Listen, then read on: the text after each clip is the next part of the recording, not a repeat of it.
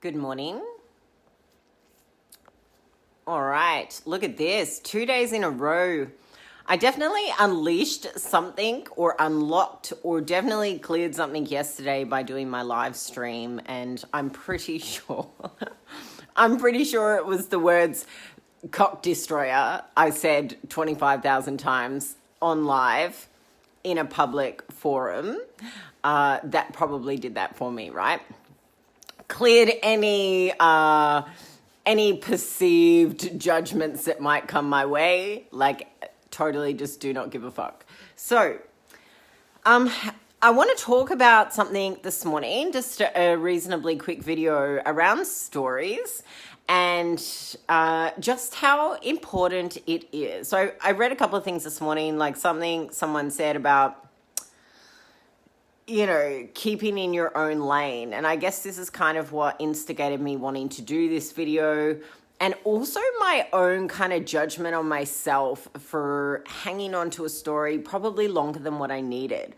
And I guess I can see this in many ways because also I work with clients holding on to stories. And I've always been a very big advocate of let go the bullshit story, or, letting go your bullshit. What did I say? Oh, burn the bullshit. It's all about letting go the story, or, change your story and, change your attitude. And something that somebody said to me a little while ago. So obviously, if you're keeping up with my story, I've been doing a lot of self-discovery, self-exploration, deconstructing, reconstructing. Sometimes I feel honestly like I've lost my marbles and I'm kind of going a little bit crazy. But the truth of it is I kind of have been and am a little bit, as I kind of let go parts of stories that I've been holding on to for so long. So what would my life look like without that story? And, I describe it somewhat as kind of walking around with two left feet sometimes. And I guess because I was so certain in some areas of my life, or so certain about things, or so one way about things for so long, that kind of when you take that story away, it's like, oh, okay, this is new? What's going on here? Hey, this feels funky. This feels weird. And for me, I'm an experimenter. And I don't know why I've had so much fucking resistance around the experimenting and the learning process. Well, actually I do, because I've been holding on to this story that, I should have it conformed in a particular way. And it should look like this because, that's how I thought it should look for so long. It's just really interesting. Anyway, this is my own reflection. And, I've been letting go of a lot of stories I've been holding on to for a long time. And somewhat that's kind of what the deaths have felt like for me. Because, who am I without that story? Who am I, how do I operate in the world when I'm operating differently? And I've done NLP, and you can do all these things, right? So you can get in, you can mind hack, and you can, sort that shit out straight away and all of that, which I've always been that kind of person to just want to sort the shit out straight away. You don't have time to waste. You don't have this, you don't have that. But actually, I, of late, am finding so much enjoyment and joy out of being in the process and being okay with that, right? And, it might look a little bit like this, but it's also how I, understand clients and when I work with them to a degree as well. Say hi as you jump on, let me know that you're here. I've just been talking to myself for 10 minutes. That's okay. And I just want to stay on the point of what I'm talking about, through my own experimentation and through my own, continual deconstruction and reconstruction and all of that, I get to take myself to the edge, in many different ways, which help me to understand many of the humans that come my way. And I have this unique and innate way of coaching with my clients. So if you've never had a session with me before, I mean, I don't know what other way to kind of explain it, but it definitely is unique, that's for sure.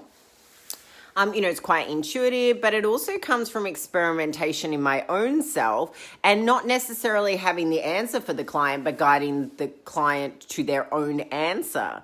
And, that's a talent in itself, right? If you've got a coach always telling you what the fuck to do, that's based on their own perception and what they think you should do, right? Or their experience. But if they're telling you that's what you should do, and you're kind of like handing over that power, which in sometimes it is useful, and that was very useful for me for a very long time until it became not useful. And this is how it's relatable to stories as well, is that people have stories as a way to help them be safe in their world that they've constructed. And sometimes, most of the time, those stories are useful. They're very, very useful because they provide that person something, right? They provide that person a particular feeling, or they provide that person whatever it is that it provides that person, right? Like maybe, confirmation that they're right or whatever that might be. And that may not be in alignment with your perception, where you're at, your experience, or what it is that you believe, and that's totally okay. However, it's important to recognize that people have stories. Stories are the construct of your world, right? Whatever it is that you're telling yourself is what you're creating your reality. And sometimes that reality, even though it may not look like you might have ways that person can change that reality, unless that person wants to change that reality, it's not really your business to go in and then impede on that, right? And so I guess, message this morning or today is that to create awareness around your own stories, and also to recognize that when other people are telling their stories, whether you agree with them or not, or whether you can see potholes, like I know as a coach, sometimes you're like, oh, that's a limiting belief, or, oh, that's, no wonder you're having issues with that, or blah, blah, blah. Like sometimes you can see people's gap. And it's always really important to ask people permission if they would like your advice. I mean, I do this as a coach to my clients, even when they've already given me permission to coach them. It's like, hey, can I suggest something here? Or can I give you some insight here, right? And always get their permission.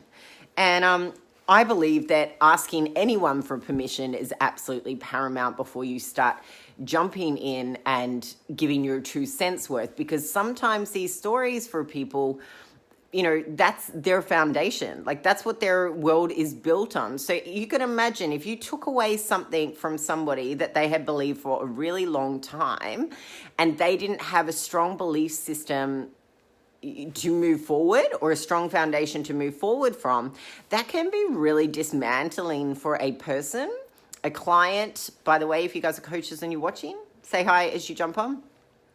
If you're a coach, if you're even as a parent, like I'm not a parent, but like I could imagine as a parent, like if they've got a story, like it's serving them on some level. So it's really important to understand that people have stories that serve them until they no longer serve them, right? So everything is useful. It's one of my favorite sayings.